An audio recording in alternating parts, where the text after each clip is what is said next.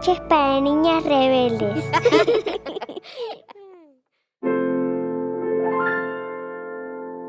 Había una vez una niña que pensaba que todos los niños del mundo debían tener la oportunidad de aprender. Su nombre era Malala. La familia de Malala vivía en una pequeña casa en Mingora, una ciudad en el valle de Swat, al norte de Pakistán. Allí los ríos fluían cristalinos y las montañas se levantaban imponentes a lo largo del horizonte. El padre de Malala, Ziauddin, era el director de la escuela de Mingora.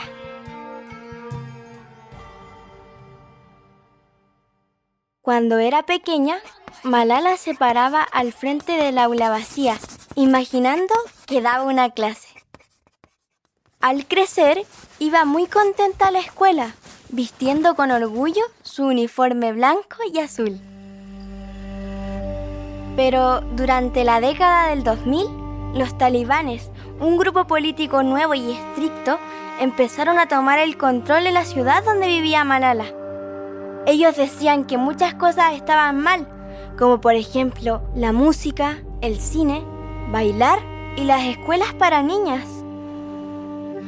Malala estaba preocupada de que pudieran cerrar su escuela, así que cada noche, cuando se iba a dormir, rezaba: «Por favor, Dios, dime qué hacer.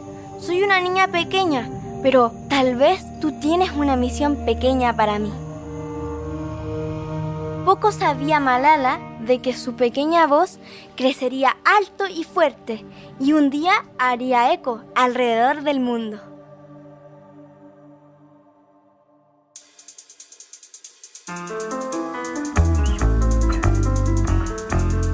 Soy Isidora Guzmán Silva y esto es Cuentos de Buenas Noches para Niñas Rebeldes, un podcast sobre las mujeres extraordinarias que nos inspiran, producido por Adonde Media. En este episodio, Malala Yousafzai.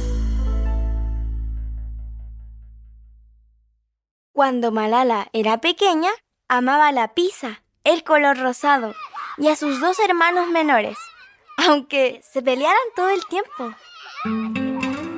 Pero sobre todas las cosas, Malala amaba la escuela.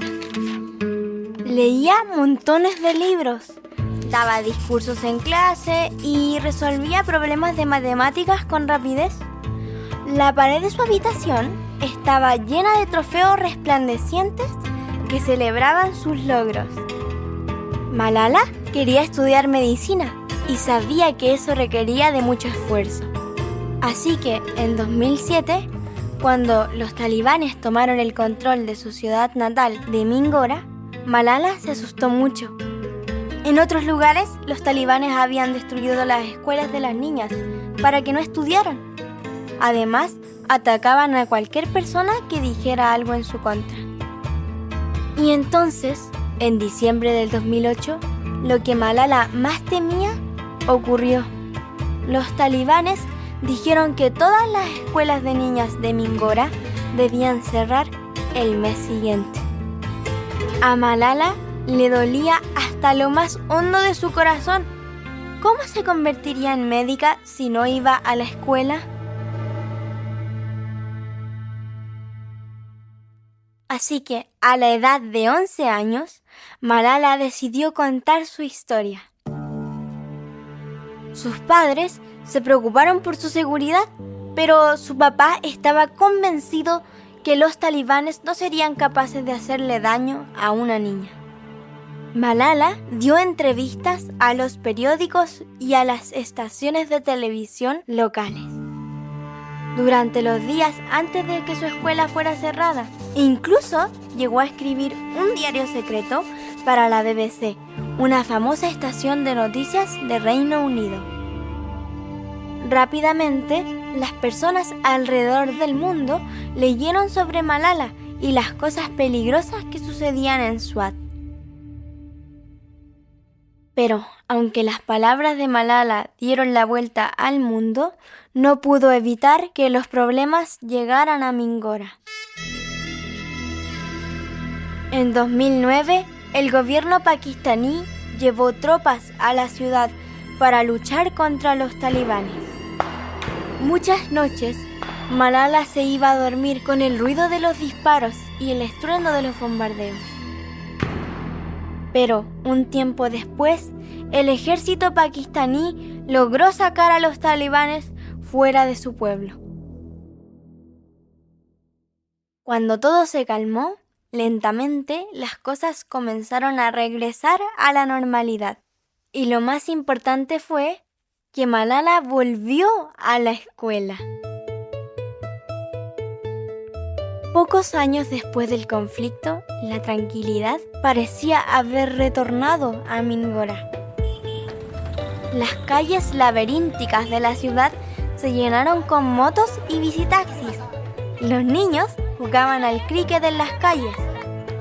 Los dueños de las tiendas volvieron a abrir sus negocios y la mamá de Malala, Turpikai, ya no tenía más miedo de ir al mercado sola. Malala tenía 15 años. Se reía, charlaba con sus amigas y estudiaba mucho cada noche. Pero aunque los talibanes se habían ido de Mingora, su sombra se sentía en la ciudad. La cubría como un velo. Malala continuaba luchando por la educación de las niñas y trabajando por la paz. Ziauddin, su papá, también lo hacía y por esto él recibía constantemente cartas amenazantes. Entonces, un día, Ziauddin encontró algo en internet que hizo que su corazón se le saliera de la garganta. Los talibanes habían amenazado la vida de Malala. Tal vez deberíamos detener nuestra campaña por un tiempo, le dijo Ziauddin a Malala, con lágrimas brotando de sus ojos. Pero Malala negó con su cabeza. Algo grande había crecido dentro de ella, una fuerza poderosa, una vocación que le hacía no tener miedo. Recordó cómo su padre siempre había defendido sus creencias, incluso en los peores días de la presencia talibana. Malala hizo un esfuerzo por reunir el valor de su padre, mientras lo miraba fijamente. Abba, tú eras el que decía que si creíamos en algo mayor que nuestras propias vidas, entonces nuestras voces se multiplicarían, incluso si estamos muertos, dijo ella. No podemos detenernos ahora.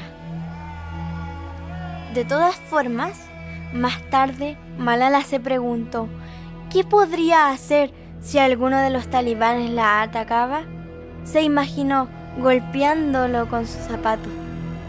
Pero se dio cuenta de que, si usaba la violencia, estaría siendo igual que ellos. No debes tratar a los otros con crueldad, se dijo a sí misma.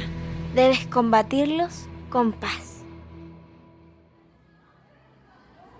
Unos meses después, Malala recorría las calles de Mingora en el autobús, regresando a su casa desde la escuela. Se reía, cantaba y charlaba con otras niñas. De pronto, el autobús se detuvo y 2 hombres armados subieron a bordo. ¿Quién es Malala?, preguntó bruscamente uno de ellos. Algunas de las niñas miraron en dirección a Malala. 3 fuertes estruendos rasgaron el aire. El mundo de Malala se puso negro.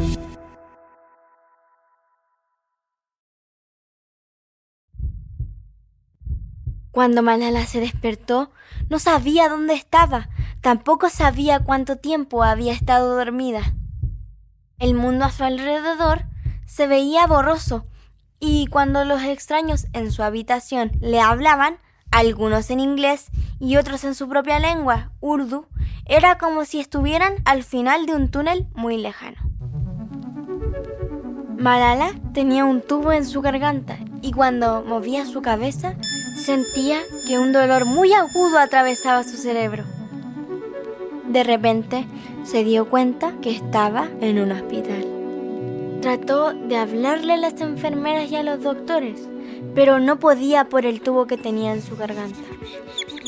Una enfermera escribió el alfabeto en un pedazo de papel y apuntando cada letra, Malala deletreó padre y país. El doctor le dijo que estaba en Birmingham, Inglaterra, y que su padre estaba a salvo en Pakistán. Su familia la visitaría pronto. Durante los días siguientes, Malala pudo entender lo que había pasado. Los dos hombres en el autobús eran parte de los talibanes. Ellos habían escuchado de sus esfuerzos por promover la educación de las niñas, le habían disparado y casi había muerto.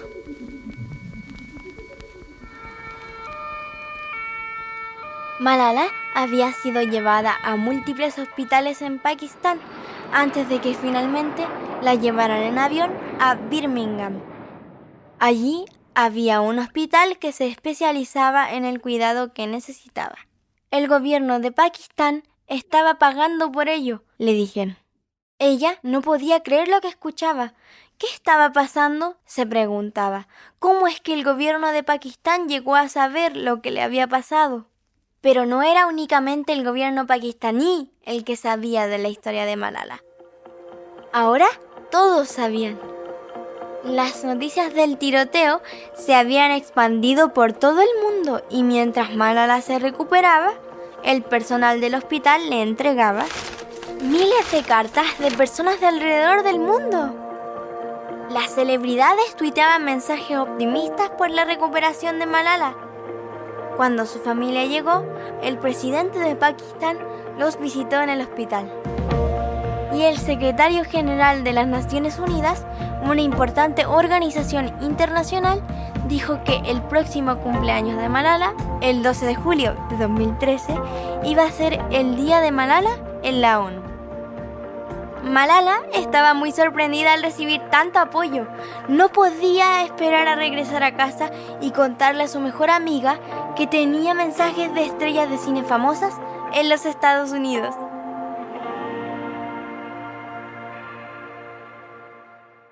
Pero Malala no podía regresar a casa aún. Todavía tenía problemas para mover los músculos de su rostro. Tampoco podía escuchar bien por su oído izquierdo. Los doctores le decían que necesitaba más cirugías. A pesar de que su familia ahora estaba con ella, Birmingham se sentía extraña. Los cielos eran grises y los días eran fríos.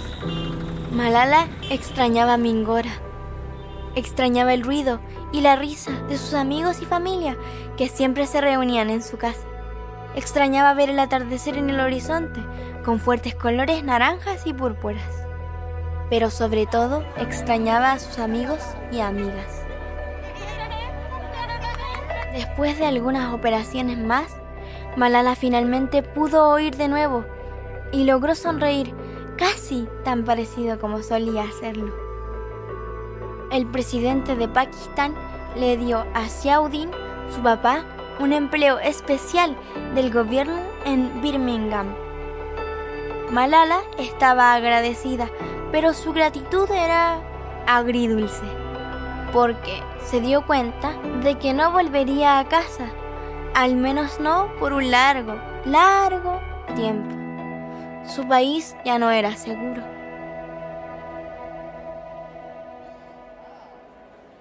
Nueve meses después del tiroteo, en su cumpleaños número 16, Malala se subió al podio en la sede de la ONU, en la ciudad de Nueva York.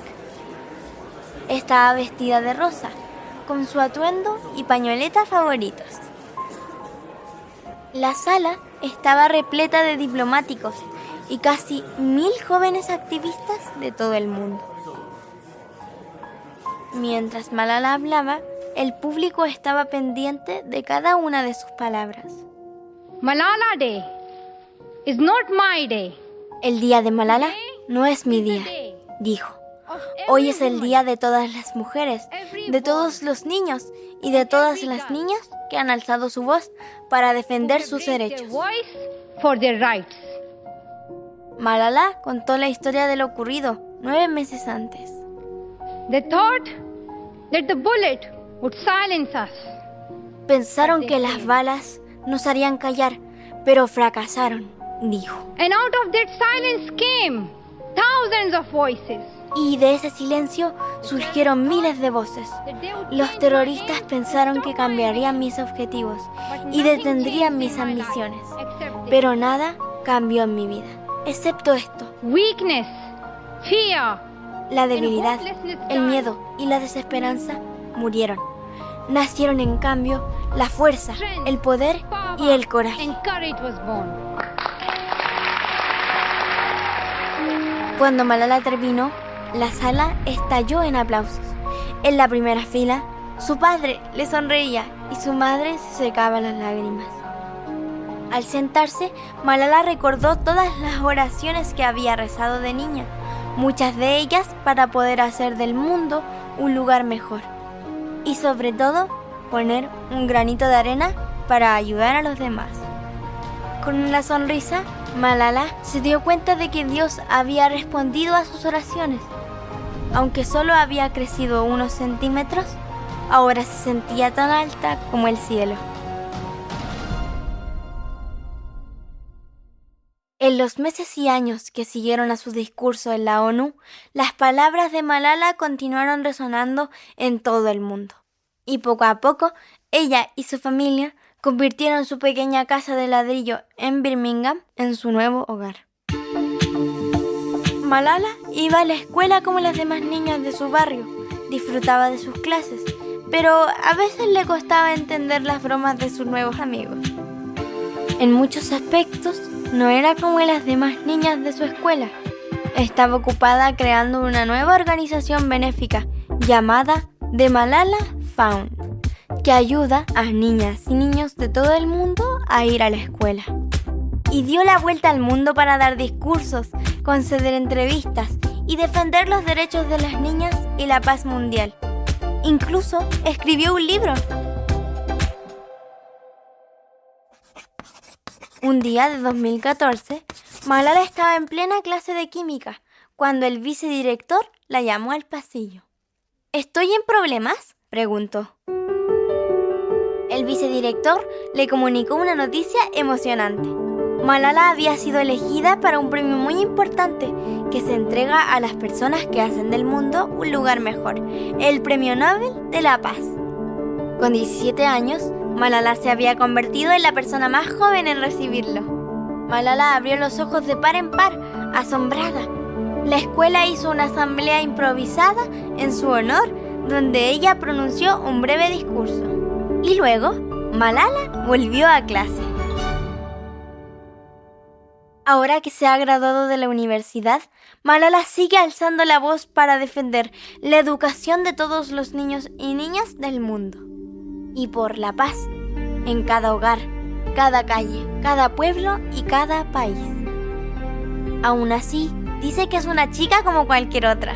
Le gusta la música pop, se pelea con sus hermanos, odia levantarse temprano por las mañanas y sigue amando el color rosado. Malala cree que, al igual que ella, cada uno de nosotros puede marcar la diferencia, sin importar dónde nacimos o lo comunes o extraordinarios que creamos ser. Como dijo en su discurso en la ONU, One child, one teacher, un niño, un profesor, one book, un libro y un bolígrafo and one pen can change the world. pueden cambiar el mundo.